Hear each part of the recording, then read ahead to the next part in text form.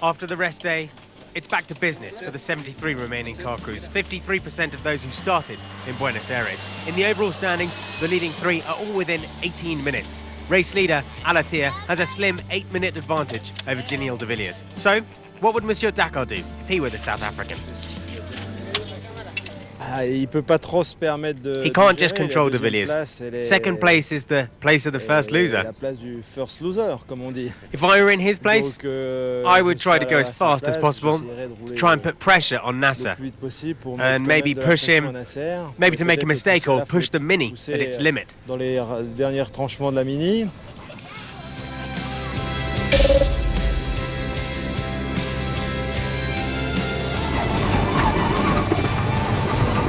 Since he decided to switch to a Mini for this rally, Eric van Loon is having his best ever Dakar. After struggling in a Mitsubishi these last 2 years, the Dutchman, who finished 11th in 2011, is on track to manage his best ever performance. He's 6th overall right now. After finishing the last two stages in second and first positions, Yazid Al-Raji suffered a slight setback today. On a tough navigational stage, the Saudi lost close to half an hour on the day's winner. He, however, remains third overall.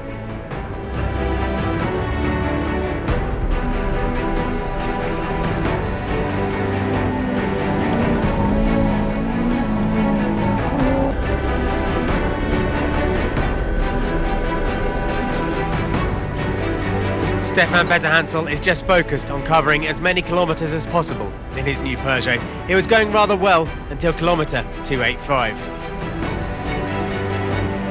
Where mechanical problems on his right front wheel forced him to stop.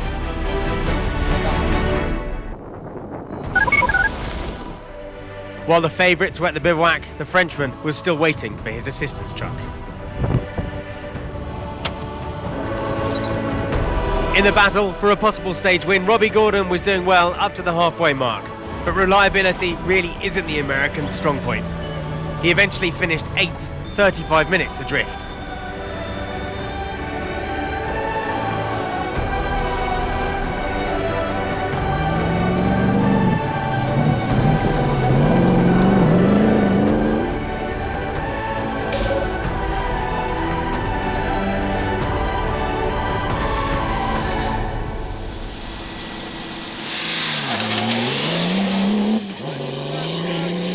On one of the toughest stages of the rally, Orlando Terranova showed that he still has a lot to learn in terms of navigation. The Argentinian was another driver to lose over 30 minutes.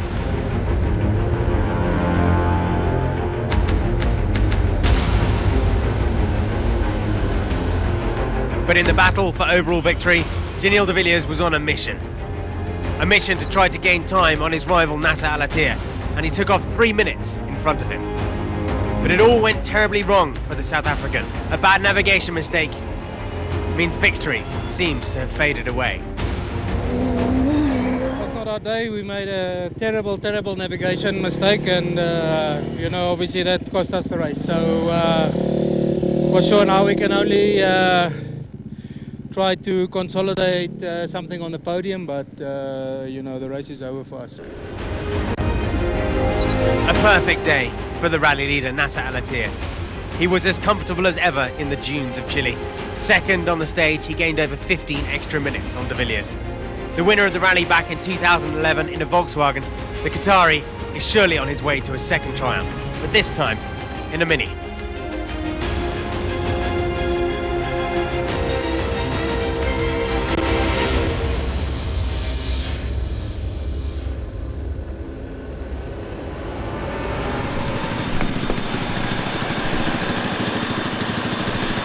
I think this stage was the harder stage in Dakar.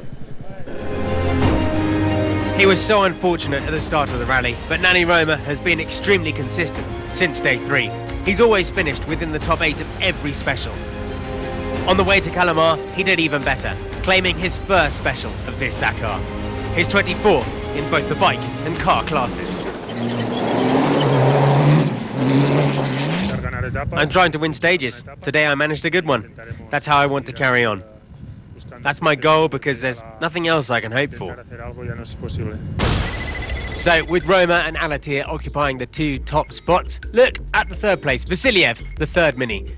on today's stage. De Villiers disappointing in fourth, and that's really affected the overall standings. Alatia now surely on his way to a second overall victory in the Dakar. De Villiers second, Al Raji hanging on in third.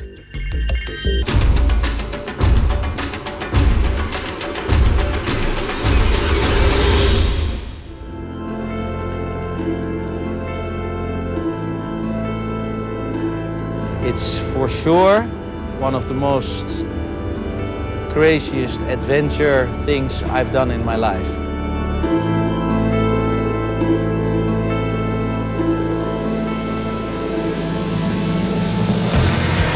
Chili, het is zo mooi hier. En wij maken het allemaal mee. Omdat we Dakar rijden.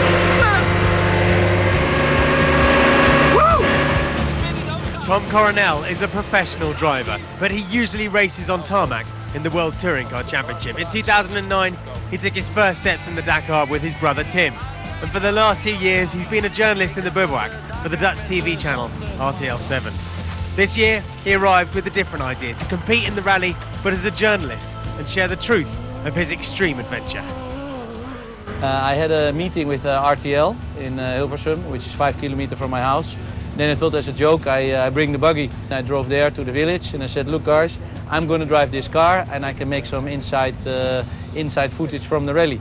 And then we had dinner, but at the starter it was already a deal.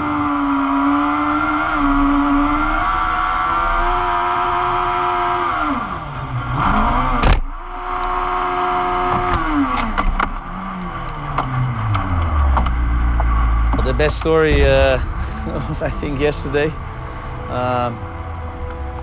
I'm in the field to also film about the others, but while I couldn't do anything, so I just started to film myself.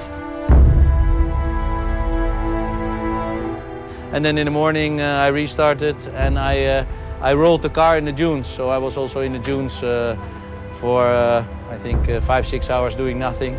So this day was one of the toughest days I've had, I think, in my complete life.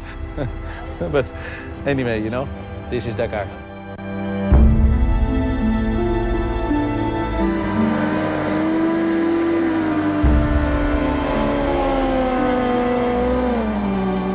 The problem is you have to have a really strong mind.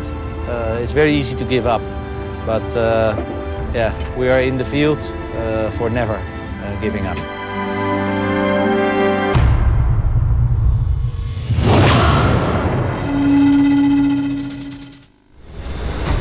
As the battle continues in the truck race, one question remains. Can the Kamaz team be beaten? It's been a bit of a rollercoaster ride for Martin Colomy. The best of the Tatra drivers struggled today. At the halfway mark, he was 9th. His goal, to break into the top 5, suffered a setback today. It was a bad day as well for title holder Andrei Karganov. The Russian driver has lost close to 20 minutes on his rivals for victory, his own Kamaz teammates. But then again, the Dakar is a team effort in the blue team, no matter who the winner is.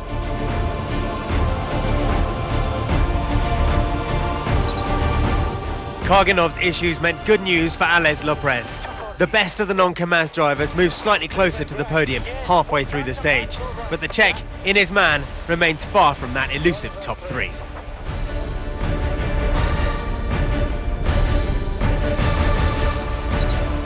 There's not a lot of hope left for Gerard de Roy, and even in terms of stage wins, the Dutchman is not quite at the level of the Kamaz team. The 2012 winner of the event was 3rd at kilometre 191. In the lead before taking off for this 9th special, Irat Mardiev was under pressure from his own teammate Eduard Nikolaev, and indeed at the halfway mark, he'd lost 7 minutes. That loss was because the 2013 champion Nikolaev was once again storming.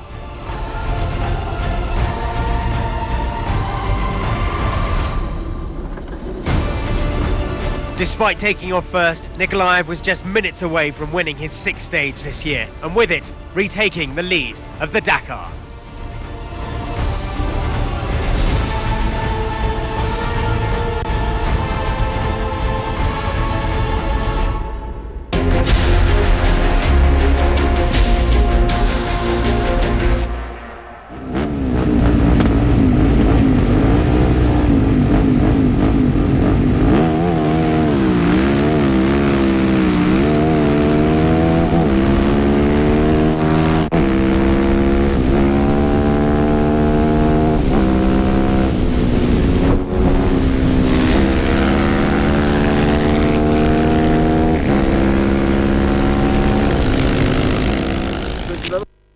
es no te calentar. Pasa nada.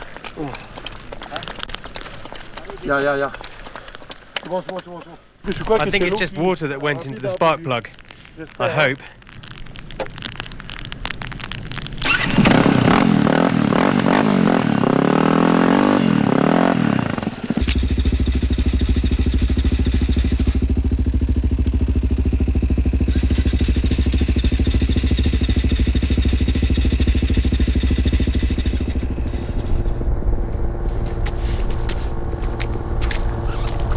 So we were going across the salt flat, not pushing the bikes at all, and mine just cut out for no reason, so we have to figure out why.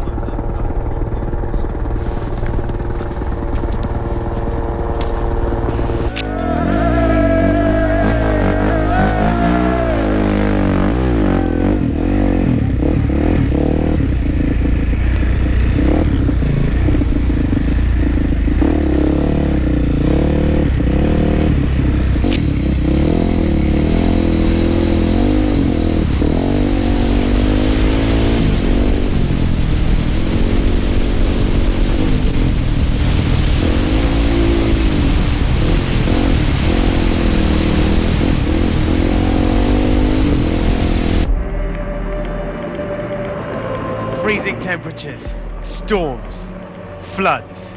Nature rebelled against the Dakar.